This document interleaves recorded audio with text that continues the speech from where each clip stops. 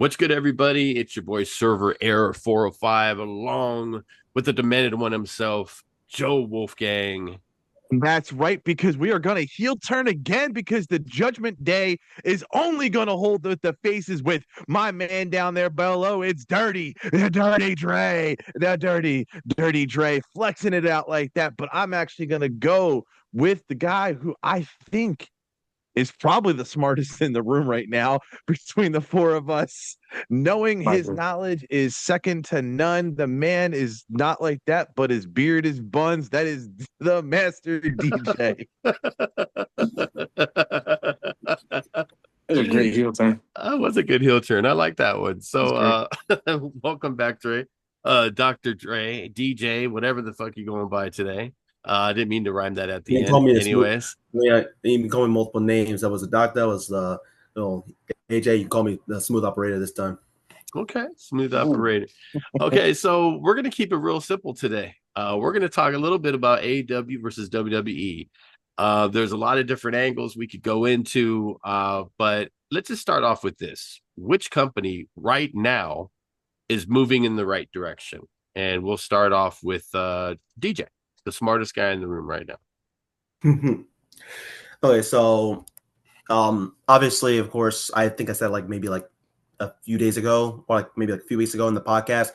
I wasn't really full on into most of the things that were going on in AEW, even at the beginning of 2025, with how rough it was for me in 2024 because I wasn't watching that much.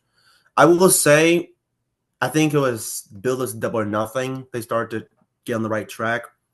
And I will say, with what some stories are being told right now, I do think WWE is probably starting to get a little bit back on track with some of the stories. But I think in terms of the overall product and how it's being expanded, I think AEW is doing a little bit better. Okay.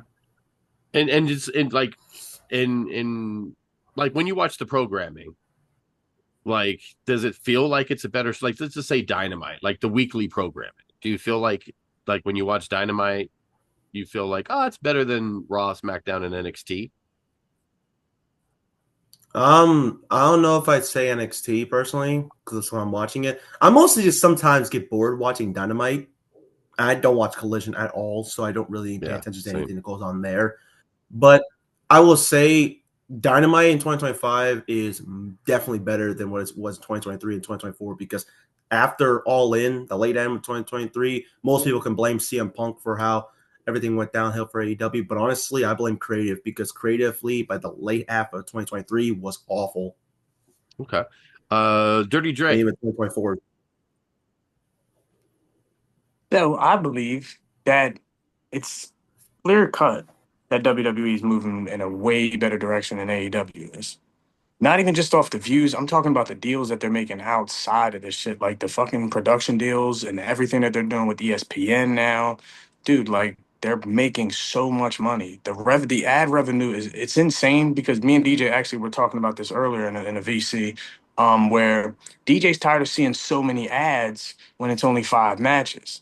And I had to explain to DJ, yo, ad revenue is a thing. That's why we get the Slim Jim tables. That's why we get the hydration station. That's why we get all of these things because they need to make that money back. The Dr. Stick and the Minute Maid shit. Dude, they're gonna make so much money this year. Like AEW can't even catch up if they was on a hot dog. You feel what I'm saying? Like they're down bad. They always have been down bad. But they're like Dynamite's improving. Collision is like watching WCW Thunder back in the day. The shit wasn't cool unless the NWO was on. Just saying. Yeah. Joe. Just saying. Joe's Mr. AEW. Yeah, he's Mr. Gay W. I love him to death. He's Mr. Gay W. Right. Here's how I would break it down. Did you When use it Chat comes to GPT? no. I did not chat GPT that. I did not chat GPT this. He's looking at his I did monitor. want to. I did want to look. I did look at viewership. I did look at viewership. Okay. Like I pulled up viewership. I just because I was kind of peeking because I was reading on Reddit, that Collision hit the lowest ever. Yeah. Over, and it was 281,000 viewers. Like dirt low. What? Yeah, dirt low. Collision is that bad. Yeah, like and the thing is this, and I think that's what the problem is with My AEW versus cholesterol has WWE. better numbers than that. Yeah, I got higher blood sugar numbers than that, bro. Between me and Dre. So the the thing is this, like when you watch WWE, it's so well polished that when it flops, it's more prevalent. Like Yeah. it's exposed more.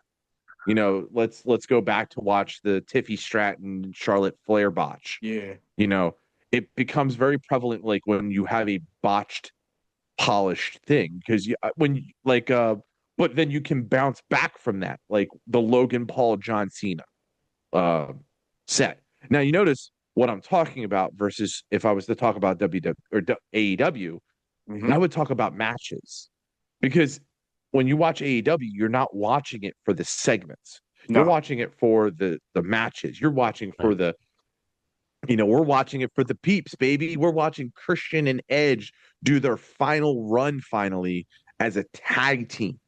Like everything we ever wanted. And we're not talking this is Christian, from WWE. No, this is Christian Cage. We're getting Christian Cage, who, mind you, I believe was a better wrestler and a better character outside of WWE Yeah. than he was in WWE. Yeah. And then we're gonna get the actual rated R superstar minus the Lita sex scene.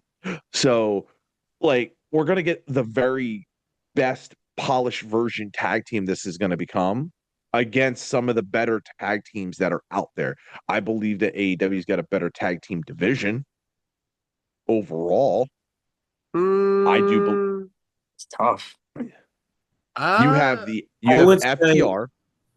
Yeah. I would say for overall in terms of how they're booked, I would say is better than Raw and NXT. I was gonna say booking wise. I Yeah, would they say get way better Raw. booking. I would say they're Oh, yeah. better than Raw and NXT's booking. NXT SmackDown's tag division SmackDown's is like insane. SmackDown. Yeah. And to be Like, honest, dude, they're it's kind tough. of Like, at you a got the Profits, Motor City, they're kind of DIY. AEW's kind of at an unfair advantage too because you have three brands against one. So Yeah. even if you take the best tag teams in all WWE's brands and put them together, it clears AEW and it's not even close. Yeah. So AEW is kind of at a That's the disadvantage. They problem, have though, great is you're tag teams, but But that's what I'm talking about, though, is like you allow yourself to be spread so thin. Like you're spreading yourself so thin on that. And that's what's causing the actual flaw. The actual flaw is you spread your tag team division so thin over two brands.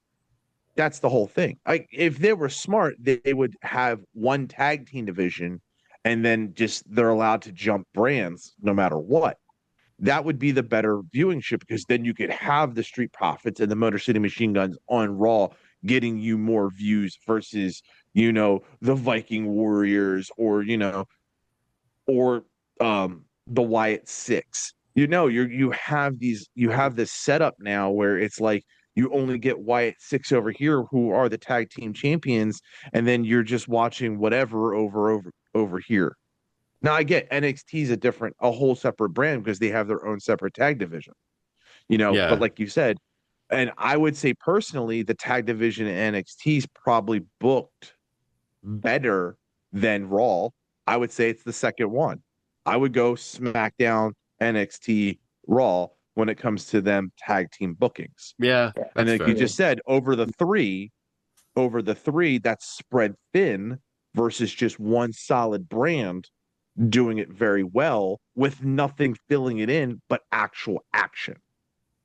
Yeah, I mean definitely AEW agree has with always that. been based See what you more mean. off of we're wrestling, and I don't disagree with that at all because they're not sports entertainment, No. and they're like, well, WWE is entertainment. Well, it's literally in their name, so you can't fault them. They're not telling you, hey, this is where the best pro wrestlers are at. So, but that's a lot of like they call them the sickos for AEW marks out there, and they lean heavy on just that's just a show or it's not real wrestling. Well, at the end of the day, it's all real wrestling.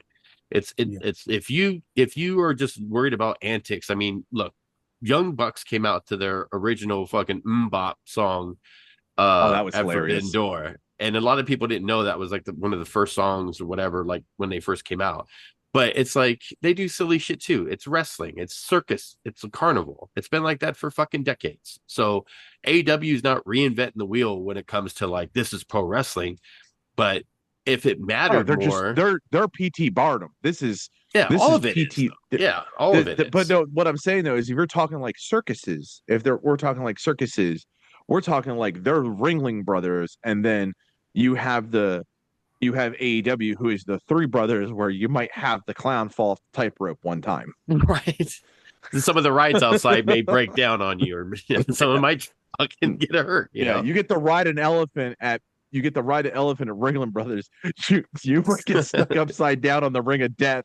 And you're gonna get a drunk guy in front saying, "This is a circus. This is what circus is supposed to be." Yeah. And that's all it is. It's two different circuses, but one's way more polished and cost way more. Actually, I'll bring that up. If you haven't seen it yet, it's a nice little segue because WWE has dropped ticket prices for the front 3 rows of WrestleMania in Vegas. Front row package is $70,000. What's in that package? It better be a fucking vagina. It better be Robert Kraft's masseuse. For that price. It better be a night out for me and Dirty Dom and Liv and all that. All of them. You have the opportunity to just sit down like right next to the commentary table because there's no way in hell. Fuck all that, bro. Commentary I'm shouting shouting it it out. out. Michael I'm shouting Cole it better out, bro. hand Well, you fucking commentate the headset. whole match if you want to, because seriously, at that point, you're paying $70,000. I'm shouting it out, and hopefully it gets it out there too. Yeah, give him a headset, bam. Let him need commentate the whole a fucking hangout match. session with Dirty Dom. You know what I'm saying? We gotta get Dirty Dom on the pod. We putting it out there. Did they raise the price to make sure that Raja couldn't show up WrestleMania? Oh my god! Make sure he can't be there for a fact. Yeah, the prices. I mean, dude, that's crazy. I'd rather spend that money if I had that money, which I don't. Clearly, it would be for Super Bowl. I'd rather go to the Super Bowl than WrestleMania. But again, if we're talking about AEW versus WWE, that's because you can get people to pay $70,000 for a perfectly polished product because second to none, WrestleMania is the event. It's the Super Bowl. Yeah. Where AEW's it's the Grey Cup because right. If anybody knows that's Canadian football. Right. Yeah. Shout out Sean Pittman. Winnipeg Bombers. Right. Toronto Argonauts. But the thing is though, is like their WrestleMania is all in.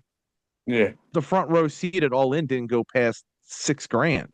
Yeah. So you're talking it's 10 times more to watch a completely different show. Honestly, it's apples and oranges when it comes down to this now. Like they're not trying to be who they were. They are trying to be something different. And unfortunately, I would say the being different part is actually hurting them when it comes to it because of all the e-bullies. Yeah. Do you think it's interesting you say that? And I'll throw this at you and then we'll ask everybody else too. You mentioned the e-bullies and the sickos out there, that are just, making AEW like they're the greatest thing. And Jared trolls, shout out Jared Holmes. He trolls AEW a lot, but I know he legitimately likes it, but he's a little over top with it. Do you think the fans, the sicko fans, do you think they've hurt AEW more than helped them? I think I'll say it this way. As much as we're 4 guys doing the same thing everybody else does, giving their opinions, it's having the biased opinion and taking the fun out of what wrestling is for us. Because wrestling is for us. We're talking, we have 4 different decades of people here.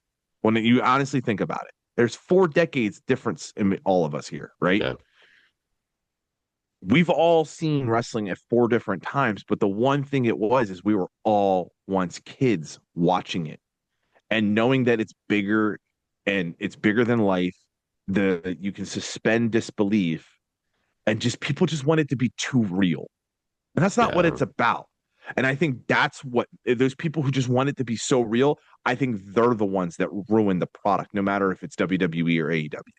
Yeah. And on it, like you mentioned that, it's like I started watching wrestling in early 80s.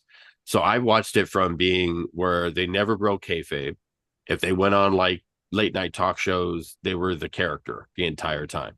And it was always just like Hogan and some of the other guys, and then just going through the, attitude era and just seeing it transform. And the one thing that I'm trying to remember, because obviously social media and the IWC wasn't really around during WCW versus WWE. I don't remember people really hating WCW like people like, and vice versa. Like if there wasn't really just WCW fans and they were just shitting on WWE, everyone watched both. And obviously they were competing with each other, but most people I watched think you were everything. either a DX or an NWO fan. I I think think that's where most it people came were from. Yeah. both, though. I think most people were both because But everyone I knew but if during you were that like time was, drawing a line in the sand, that's the sand line. Like yeah, that's the line in the sand. Like a lot of people would play on the fence and sit on both sides. But when you honestly think about it, like even if you do it again, like they did it again in TNA, because TNA just rehashed the whole NWO DX thing with aces and eights, you know. And we don't even yeah, talk about TNA like that, but there's other brands out there, and there's even the indies out there that have their own sets of storylines, and all it takes is that moment of you being a kid again, and just having that disbelief of what you're watching is just bigger than life. yeah. These people should be your heroes. These people should be like superheroes. These guys are characters. These guys are um They're just larger than life fucking larger than people. life. Yes. Yeah. And then you have, people who just honestly are just too close to the chest about it. Yeah, very close. DJ, what do you think? Do you think some of the fans kind of fuck up the enjoyment for other casuals or just. Well, I can definitely speak on this behalf because I actually dealt with someone who actually had that exact opinion before. And there was someone who was, I'm not going to try and say their name because I'm not even going to try and speak on it unless they try and actually watch it, but they most likely won't. They're mostly just tied into the whole product of AEW New Japan, which I get that. They're mostly just a more wrestling in ring quality focused fan. But I feel like most of the opinions that the guy had kind of just ruined a lot of people's hopes because it definitely ruined mine. Because there were moments where like he questioned my opinions and everything, and I was just getting sick and tired of it. And I feel like it's mostly because the fact that he was just so tied into the whole wrestling quality, and just the fact that the IWC in general is just like they have their own opinions. Obviously, everyone's gonna have their own opinions, but I feel like they take things too far, Yeah. especially. And I feel like that's kind of the case on the AEW side. But I feel like WWE definitely does that as well. But whenever I'm mostly just scrolling down on Twitter, I see a lot of AEW fans saying this and that, and they're just calling WWE the Fed. And I'm like, I don't know what y'all talking about, but you call WWE the Fed, then I don't know what y'all smoking. Yeah. I mean, I like wrestling. I've always liked wrestling. If Yeah. someone says, hey, check this match out, and if it's like an indie promotion or if it's just a company I never really watched or heard of, I just send it my way. Send me a link. Yeah. You know what I mean? But I was really big in AEW. I like the competition. I missed the Monday Night Wars. I remember TNA tried to do it years ago. And it wasn't it wasn't as successful. They were Um, losing to Cena and Sheamus. yeah, I mean, there just wasn't anything. And I'm maybe one day AEW could go against Raw or SmackDown. I don't think that would be wise to do it now because they got to beat NXT first. But um, I'd like to see them succeed because when you have competition, it makes all of wrestling better. And if they get on their fucking shit, like they could, because they have a lot of great fucking phenomenal athletes there, great characters, they could easily be like the strong number two, which some people are saying, well, they're number three because TNA. No, TNA's good, but their AEW is still better. They're still number two, in my opinion. I don't see TNA being a serious number two, especially with them working with WWE. Take that away, and then what do they have? Yeah. Dre, what do you think? That's the only reason you could bring them up to number two Right. is Honestly, because of dude, the working relationship. Yeah. honestly, I think, and this is just me looking at wrestling as a whole standpoint, man. I think that some of like social media and like the influencers are ruining wrestling because you remember back in the day, you didn't know who was going to show up. You didn't Mm. know when those debuts, returns were going to happen. And now we know who's coming over. Why should I know that Penta's coming to WWE? Why should I know when he's going to debut?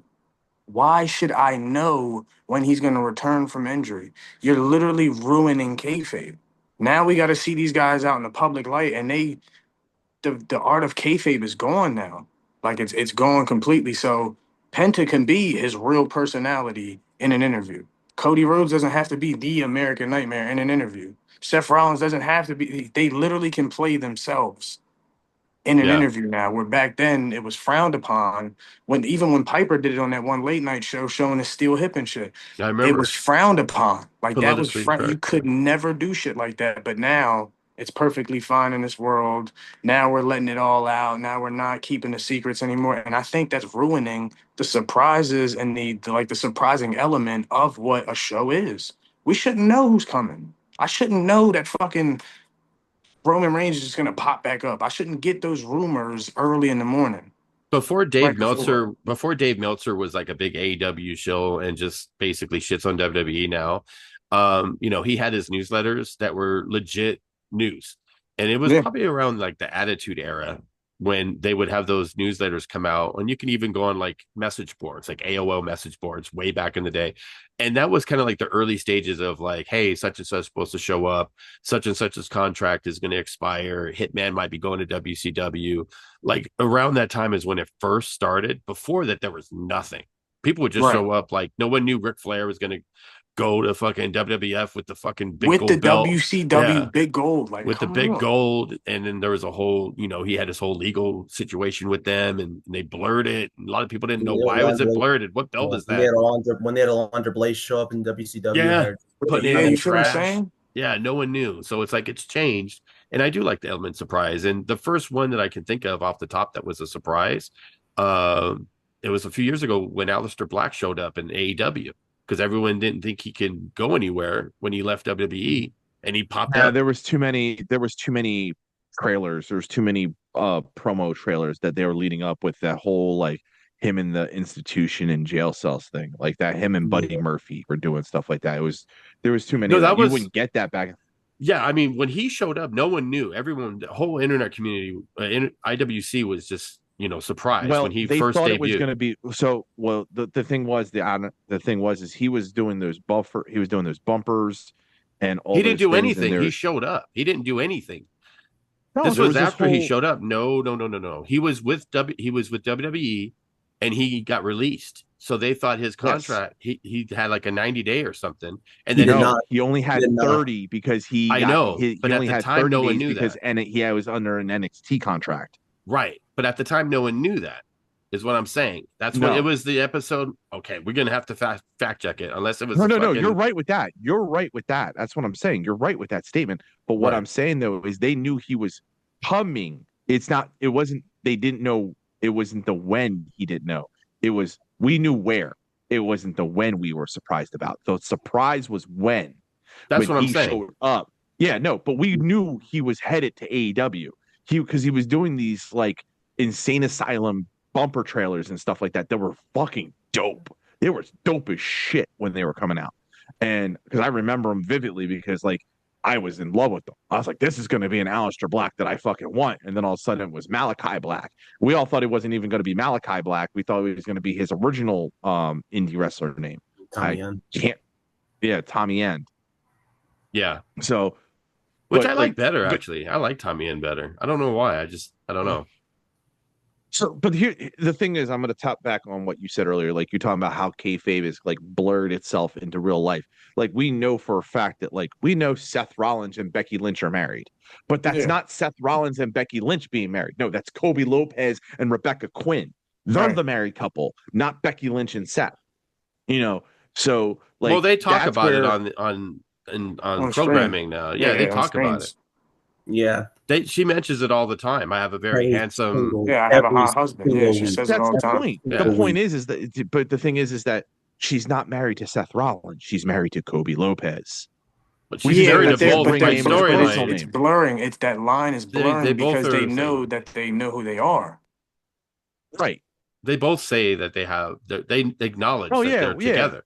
They're Like just not. Maurice, Yeah, we know- Maurice isn't married to the Miz. She's married to Mike Mizanin, but Mike Mizanin is the Miz. Like it's blurred in where like And- their real lives are being put into the stories. And they're Speaking also- of which, did They're you? also kissing. Sorry. Speaking of which, did you see Rusev is back with what's her face? Yeah, Lana, yeah. they've been They got back yeah. together. They've been back. CJ Perry.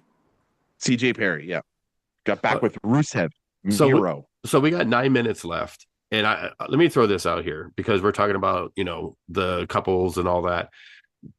I want to go back to Aleister Black because a lot of people say, oh, AEW didn't really use him right. He wasn't happy. Then he goes to WWE, and now it's kind of the same thing. Do you think some people aren't meant for like the big bright lights? Yes. Yes. Yes. Because I feel like he's one of 100%. those guys. I think he should just go back Yes. to NXT because that's where the best work was NXT.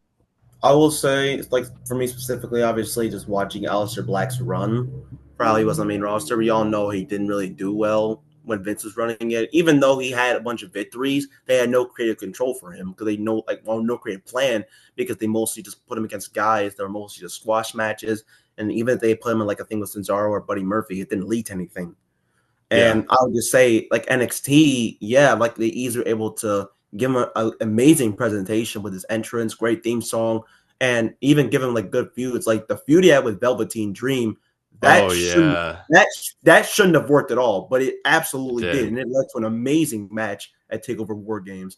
And the whole thing with that's because I think I would say that's because of Velveteen Dream, not because of Aleister Black. He was great. Like like as much as he's got a very checkered past, Velveteen Dream, the character, was absolutely amazing.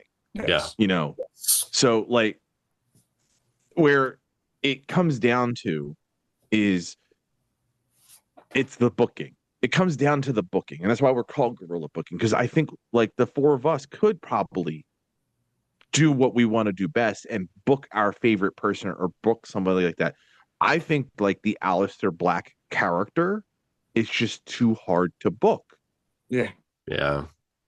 Like you can only book fantasy characters like that, dark characters like that for so long before you have diminishing returns, like the Wyatt Six. Like how far are you going to push the Wyatt Six's fantasy book thing before the diminishing returns falls in?